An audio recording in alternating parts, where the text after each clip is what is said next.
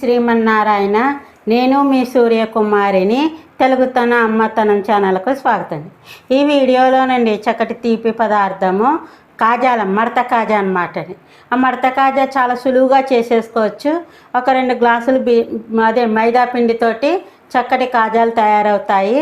ఆ కాజాల్లోకి వెళ్ళే ముందర కొత్త వాళ్ళందరూ కూడా సబ్స్క్రైబ్ చేసి పక్కనున్న బెల్ ఐకాన్ నొక్కండి. ఇక ఆలస్యం ఎందుకంటే ఆ కాజాలకు కావాల్సిన పదార్థాలు, వాటిని ఎలా తయారు చేసుకోవాలి ఏమిటనే విషయాన్ని తెలుసుకుందాం. అయితే కాజాలు అనేది మైదా పిండితోటే చేసుకుంటామండి. అంటే గోధుమ పిండి కాజాలు వేరేగా ఉంటాయి. ఇది మడత కాజా. అయితే నేను మీకు ఈ గ్లాసు కనపడుతుందా అండి? ఈ గ్లాసుడు మైదా పిండిని తీసుకున్నాను, జల్లించిన పిండేనండి. ఈ గ్లాసుడు మైదా పిండిని తీసుకున్నాను కదా. ఈ మైదా పిండిలో ఏమేమి వేసుకోవాలి ఏమిటనేది చెప్తాను అనమాట. ఈలోగా చక్కగా ఉంది. ఈ మైదా పిండిలో 2 చిటికెళ్ళు తినే సోడా అనేది వేసుకోవాలండి. లేకపోతే ఇగో ఒక చిటికెడు, ఒకసారి చూపించమ్మా. ఈ గ్లాసుడికి చిటికెడు అనమాట. ఇగో ఇలా తీసాను. కరెక్ట్గా సరిపడుతుంది. మీకు డౌట్ వస్తే ఒక్క పిసిరి ఇలా వేసుకోవడమే. ఇలా తినే సోడా వేసుకున్న తర్వాత వేసానా లేదా అని చిటికెడు ఉప్పు అనేది వేసుకోవాలండి. ఇగో ఇలాగ చూసారు, పించ్ అంటారు కదా, ఇలా పట్టుకుంటే ఇదిగో ఈ ఉప్పు అనేది ఇలా వేసుకుంటే రుచి అనేది వస్తుంది. ఎక్కువ ఏది వేసుకోకూడదు. ఇదంతా గ్లాసు మెజర్మెంట్స్ తోటే చెప్తున్నాను.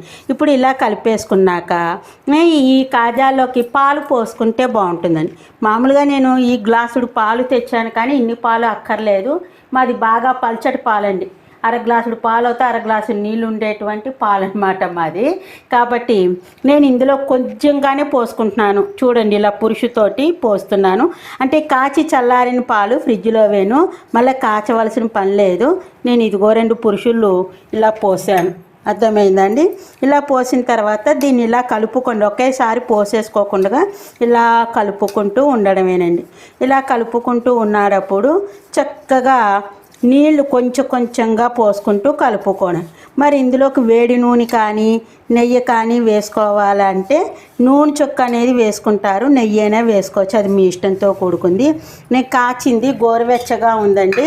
1 చెంచాడు నెయ్యి అనేది వేసుకున్నాను. ఇగో మీకు డబ్బాలో కనపడుతుందా? అయిపోవచ్చింది నా నెయ్యి. కనపడిందండి. ఇప్పుడు ఈ స్పూన్ ఉంది కదండి, ఈ స్పూన్ నెయ్యి ఇది గోరువెచ్చగా ఉంది. ఇవ్వండి, ఇలా వేసేసాను. వేసేసిన తర్వాత దీన్ని బాగా ఇలాగ కలుపుతున్నాండి. ఇలా కలిపిన తర్వాత కొద్దిగా నీళ్ళు పోసుకోండి. కొంచెంగా ఇలా కొంచెంగా పోసుకుంటూ చపాతీ పిండిలా కలుపుకోవటమండి. ఇంకా మన నూనె తడి కూడా అవసరం లేదు. చక్కగా దీనికే ఇలాగ మనకి ముద్దలాగా అయిపోతుంది. కావాలనుకుంటే ఒక పిసరు నూనె తడి చేసుకోవచ్చు తర్వాత చేతికి. మరి ముద్ద తయారైపోయిన తర్వాత దీన్ని ఎలా తయారు చేసుకోవాలి ఏమిటి అనే దానిని చూపిస్తానండి. ఇదిగోనండి పిండి. మీరు ఎంత బాగా ఇలాగ చూసారా, నా చేతికి కూడా అంటుకోలేదు. మధ్యలో కాస్త ఇప్పుడు నేను నూనె దేవుకోవడానికి మూకుట్లో వేసేసాను. ఇలా నూనె తడి చేసుకుని మీరు ఇంకా ఇలాగ అనుకుంటే చక్కగా సాఫ్ట్గా, ఎంత సాఫ్ట్గా మీరు అనుకోగలుగుతారా 1/2 గంట సేపు అలా కలుపుకోండి. ఇప్పుడు ఇది ఎన్నో కాజాలు అవ్వదండి, నేను మీకు చూపించడం కోసం చేస్తున్నాను. ఇంకో 1 గ్లాసుడి పిండినే మీకు చూసుకోండి. ఈ గ్లాసుడి పిండే వేసాను, మీరు చూశారు. అయితే 2 గ్లాసులు పిండి అవుతే కనుక అసలు ఇంతంత చపాతీ చేస్తాము. చేసి చక్కగా పెద్ద కాజాలు అనేది వస్తుంది. ఇప్పుడు ఇది ఇలాగ బాగా నలిగింది కదండి, మనం దీన్ని పక్కన పెట్టేసుకుందాం. ఇలాగ చూసారా ఎంత సాఫ్ట్గా వచ్చిందో, కనపడుతుందా మీకు? ఇగో చూసారా, ఇగో ఇంత సాఫ్ట్గా వచ్చింది కదా. దీన్ని ఇలాగ చక్కగా పెట్టేసుకొని ఇలా మూత పెట్టేసేయండి. ఇప్పుడు నానుతూ ఉంటుంది. అయితే నేను కొంచెం చక్కెర పాకం ఉన్నా పర్వాలేదు, చపాతీలో నాచు తినేద్దామని చెప్పేసి గ్లాసున్నర చక్కెర పోసండి. ఈ గ్లాసుడు ఇలా పోసి ఇందులోకి సగం గ్లాసుడు పోసండి. ఇగో నీళ్ళు పోసాను. ఈ విధంగా వచ్చింది. అయితే ఈ విధంగా వచ్చిన తర్వాత దీన్ని స్టవ్ మీద పెట్టుకుంటాము. పెట్టుకొని మనం ఏం చేస్తామంటే ఇలా తీగ పాకం వచ్చేటట్లుగా పాకం పట్టుకోవాలండి. అయితే తీగ పాకం వచ్చేసాక కిందకి దింపేస్తా అండి. ఒకటి వేడిగా ఉంటే ఒకటి చల్లగా ఉంటే దానికి కలిసి జ్యూస్ లోపలికి అనేది వెళుతుందనమాట. అయితే నిమ్మకాయ చెక్క తీసుకున్నాండి.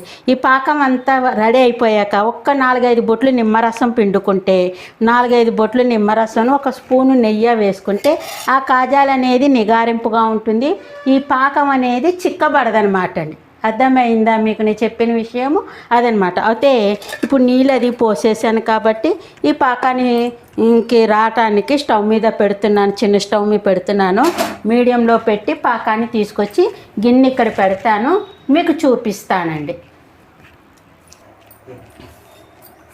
ఇగో చూడండి, ఇలాగ కలుపుకుంటూ ఉన్నాం కదా, ఇగో ఇలాగా అవుతుంది.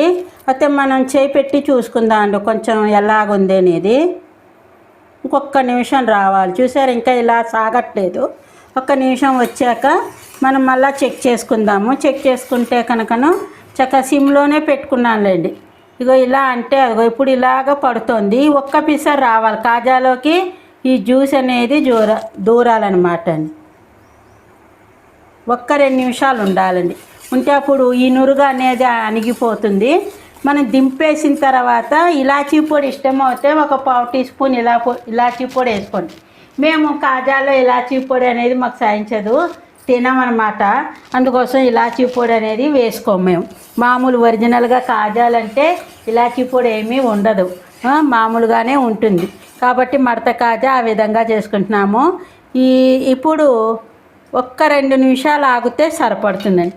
సరిపడిన తర్వాత ఏం చేస్తానంటే అండి, గిన్నెని ఇక్కడికి పెట్టేస్తాను. మనం బియ్యం పిండి అనేది తీసుకోవాలండి. ఈ బియ్యం పిండిని ఈ 2 చెంచాలతోటి తీసుకున్నాను. కొంచెం మిగిలినా పర్వాలేదు. మనం దీన్ని ఏం చేయొచ్చు అంటే అండి, వేడి నూనె ఇందులోకి వేసి కలుపుకోవాలి. కాబట్టి నేను స్టవ్ అనేటువంటిది వెలిగిస్తున్నానండి. కొంచెమే పిండి కాబట్టి కొద్దిగానే నూనె పోసుకున్నాను. మీడియంలోకి మంట పెట్టానండి. ఇదిగో చూసారా, మీడియంలోకి మంట పెట్టాను. ఇప్పుడు ఈ చక్కెర పాకాన్ని ఇంకోసారి చెక్ చేసుకుందామండి, చూద్దాము.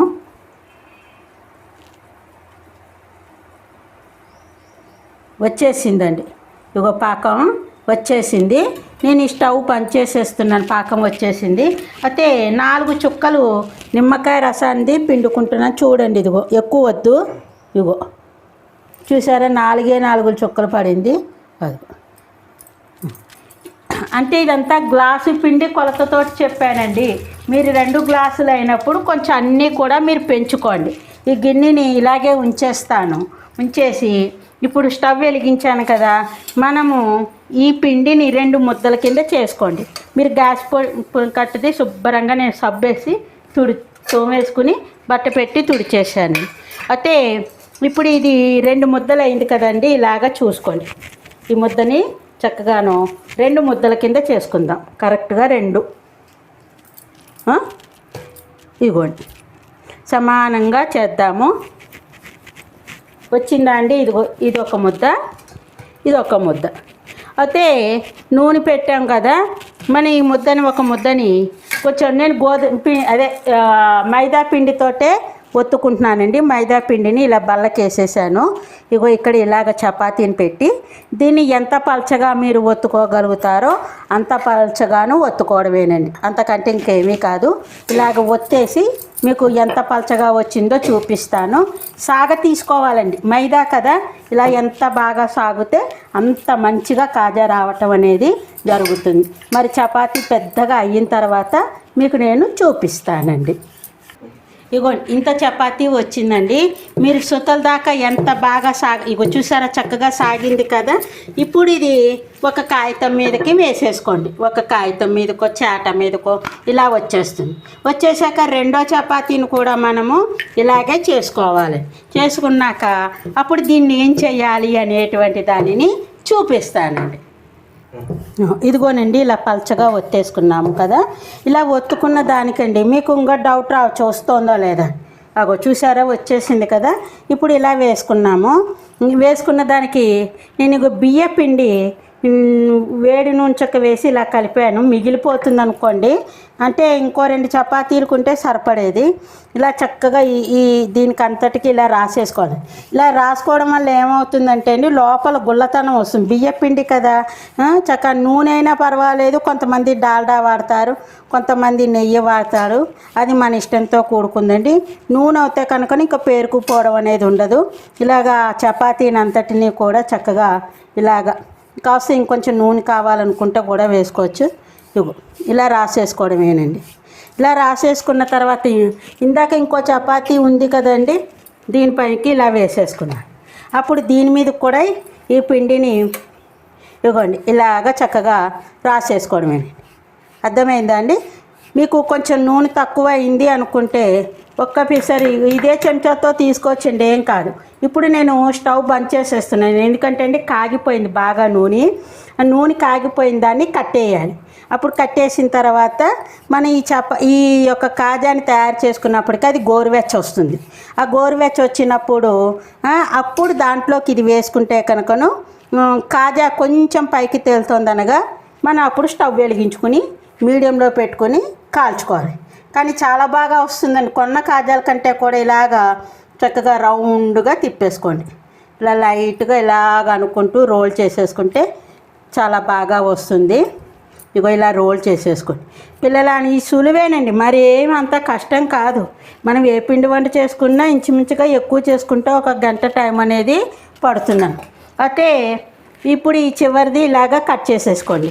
ఇది తర్వాత ఏదైనా చేసుకుని అందులోకి వేసేయచ్చు, ఏం కాదు. ఇంకోండి ఇది ఈ చివర కలిపి ఇలా కట్ చేసేసాం కదా.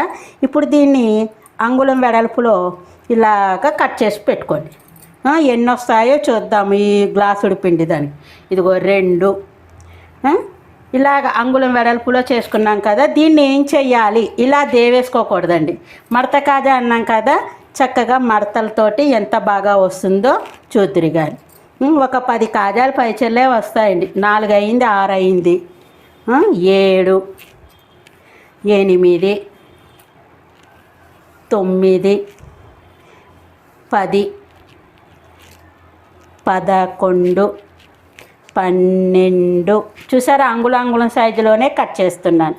13, 14 మంచిగా వచ్చేది 15 కాజాలండి. ఇది కూడా నొక్కేసి వేసేసుకో.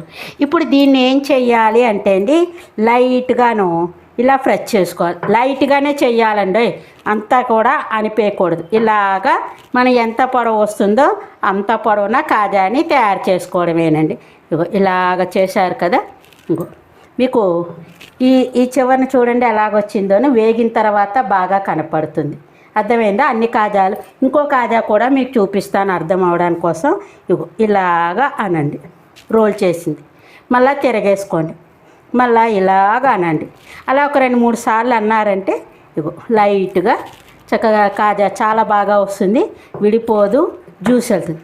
ఇవన్నీ అలా చేశాక 2 వాయిల కింద దేవుతానండి, అప్పుడు చూపిస్తాను మీకు.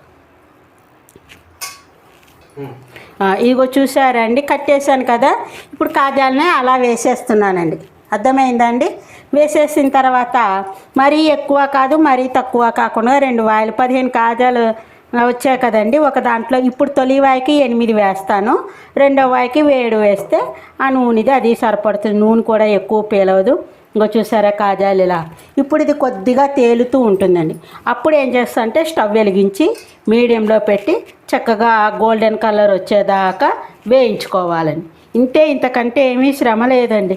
ఇంట్లో 2 గ్లాసులు పిండితోటి 2 గ్లాసులు చక్కెరతోటి మీరు చక్కగా చేసేసుకోవచ్చు. ఇగో చూసారండి, చూపించమ్మా ఒకసారి ఎలా పైకి వస్తుందోను. ఇప్పుడు నేను స్టవ్ అనేది వెలిగిస్తున్నాను. వెలిగించి మీడియంలో పెడతాను. హైలో పెడితే కాలది మాడిపోయినట్టు అయిపోతుంది, సిమ్లో పెడితే నూనె. ఇగో ఈ మంట అయితే కరెక్ట్గా సరిపోతుంది. మంటను చూశారు కదండి, ఆ మంట. ఇప్పుడు అంత కలపక్కర్లేదు, దాని అంతటా అదే పైకి తేలుతుంది. పైకి తేలాక తిరగేసుకోవడం. గోల్డెన్ కలర్ వచ్చాక అప్పుడు ఈ చక్కెర పాకంలోకి వేసేద్దాం. ఇగో చూసారండి, వాటంతటా అవే దొల్లిపోతాయి ఇలాగా. ఇప్పుడు మీకు కంటికి కనపడుతుందో గోల్డెన్ కలర్లోకి వచ్చేసింది. చక్కగా చూడండి, ఇంకో ఎంత గోల్డెన్ కలర్లోకి వచ్చేసింది, అవునా కదండి? కాజాలు కూడా మీకు ఉబ్బినట్టు కనపడుతుందా? కరెక్ట్ పాలు చెప్పాను మీకు. ఇప్పుడు ఇది ఇలా చక్కెర పాకంలోకి వేసేసుకుని మంటని సిమ్లోకి మార్చేసాను. తీస్తున్నాను కదా, మంటని సిమ్లోకి మార్చేసి మళ్ళీ వేసాక మీడియంలోకి మార్చుకుంటాను అనమాట.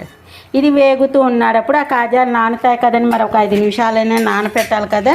ఇగో చూడండి, ఇంకో ఇలాగుంటుంది. ఒక 2 నిమిషాలు అయ్యాక ఇలా తిప్పేసుకోండి. అప్పుడు ఈ జ్యూస్ అంతా ఇందులోకి చూసారా ఇలాగా వెళ్ళిపోతుంది. ఇంకో చూడండి, తిరగబడట్లేదు ఈ కాజా. ఇలా తిరగేసేసుకోవడం అండి ఒక చెంచా సాయంతో. చూసారా ఇప్పుడు తిరిగింది కదా ఇది. జ్యూస్ అంతా ఇందులోకి వెళ్తుంది. కొంచెం 2 గ్లాసులు చక్కెర అవుతాయి కనుక ఈ కాజాలకు కూడా కరెక్ట్గా సరిపడుతుంది, కరెక్ట్గా ఉంటుంది. 2 గ్లాసులు చక్కెర పోసుకుంటే, గ్లాసున్నర చక్కెర పోసాను నేను. మీరు 2 గ్లాసులు చక్కెర పోసుకోండి. పాకం ఉంటే చపాతీల్లోకి నంచుకు తినచ్చు. అర్థమైందా అండి? అదనమాట. ఆవాయి కూడా వేసేసాక ఈ కాజాలన్నీ నానుతుంది కదా, నానిన కాజా ఎలా వచ్చింది మీకు చూపిస్తాను.